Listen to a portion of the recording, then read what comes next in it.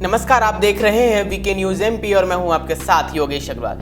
बुंदेलखंड मध्य भारत का ऐसा क्षेत्र जो अपनी अलग ऐतिहासिक, सामाजिक और सांस्कृतिक विरासत के लिए जाना जाता है। इस बुंदेली माटी में जन्मी अनेक विभूतियों ने न केवल अपना बल्कि इस अंचल का नाम खूब रोशन किया। इस बुंदेलखंड की अपनी पहचान और संस्कृति है। जहां पन्ना जिला हीरे की खदान के लिए प्रसिद्ध है, तो वहीं छतरपुर जिला महाराज छत्रसाल की कीर्तियों के लिए जाना जाता है। और तो और झांसी की रानी लक्ष्मीबाई बुंदेलखंड की वो वीरांगना थी जिसके चर्चे आज भी हम अपनी किताबों में पढ़ते हैं। इस क्षेत्र की विरासत जितनी बड़ी है उतनी ही भौगोलिक रूप से जटिल भी है।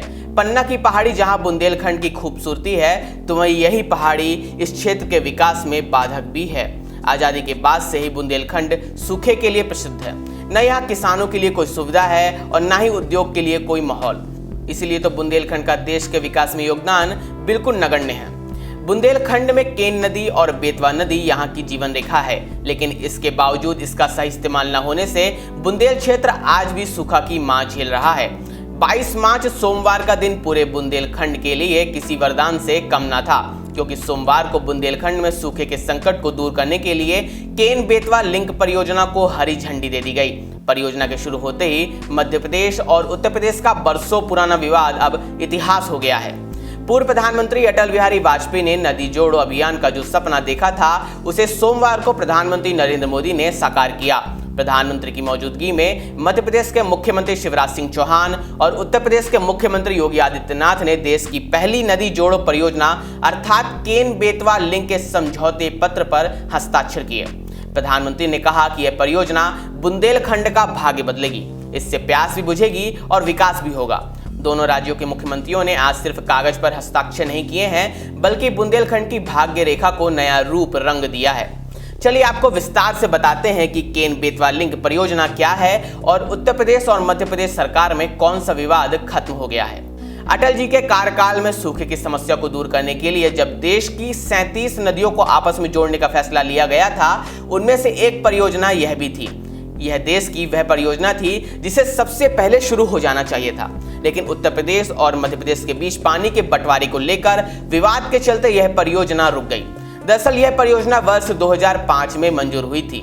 फिलहाल इस प्रोजेक्ट का जो ड्राफ्ट तैयार किया गया है, उसके मुताबिक एमपी को 2650 मिलियन क्यूबिक मीटर पानी मिलना है, वहीं यूपी को 1700 मिलियन क्यूबिक मीटर पानी मिलना तय हुआ है। लेकिन 2005 से ही यूपी सरकार की तरफ से 1935 मिलियन क्यूबिक मीटर पानी की मांग की गई थी, जिसे एमपी सरकार ने इनकार कर दिया था। इसी के चलते यह प्रोजेक्ट अटक गया।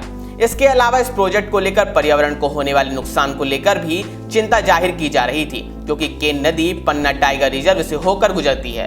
केन बेतवा इंटरलिंकिंग प्रोजेक्ट के चलते पन्ना टाइगर रिजर्व का कुछ हिस्सा पानी में डूब जाएगा, जिससे यहाँ रहने वाले टाइगर्स को भी नुकसान होगा। लेकिन दशकों पुराना विवाद कल खत्म हो गया। आपको बता दें कि वीडियो कॉन्फ्रेंसिंग के माध्यम से जल शक्ति अभियान कैच द रेन की शुरुआत हो गई। इस दौरान प्रधानमंत्री ने कहा कि पूर्व प्रधानमंत्री अटल बिहारी वाजपेयी ने उत्तर प्रदेश और मध्य प्रदेश के लाखों परिवारों के हित में जो सपना देखा था, उसे साकार करने के लिए आज समझौता हुआ है। ये सिर्फ कागज पर हस्ताक्षर नहीं है, इन्होंने बुंदेलखंड की भाग्य रेखा को नया रूप रंग दिया है। बुंदेलखंड की भाग्य रेखा को बदलने का काम किया है। बुंदेलखंड वासियों की भी जिम्मेदारी है कि इस काम में इतना जुट जाएं ताकि यह काम हमारी आंखों के सामने पूरा हो जाए और खेत हरे भरे दिखने लगे। केन बेतवा इंटरलिंक प्रोजेक्ट नदियों को इंटरलिंक करने का प्रोजेक्ट है। इस प्रोजेक्ट के तहत मध्य प्रदेश की केन नदी और उत्तर प्रदेश की बेतवा नदी को लिंक किया जाएगा। इस परियोजना के लिए केंद्र सरकार 90% राशि दे रही है। आपको ये भी बताते चलें कि बुंदेलखंड क्षेत्र यूपी और एमपी में फैला हुआ है। इसके तहत मुख्य तौर पर यूपी के झांसी, बांदा, ललितपुर और महोबा जिले आते हैं, वहीं एमपी के टीकमगढ़, पन्ना और छतरपुर जिले बुंदेलखंड क्षेत्र में आते हैं। केन बेतवा इंटरलिंक प्रोजेक्ट की मदद से बुंदेलखंड में सिंचाई, पीने के पानी की कमी को दूर किया जा सकेगा। अब आपको तो पता चल ही गया होगा कि हम क्यों कह रहे थे कि सोमवार का दिन बुंदेल क्षेत्र के लिए वरदान था। इस परियोजना के पूरा होने के बाद बुंदेलखंड का महत्व और भी कई गुना बढ़ जाएगा। आपको हमारा ये वीडियो कैसा लगा, हमें कमेंट बॉक्स में जरूर बताइएगा। धन्यवाद।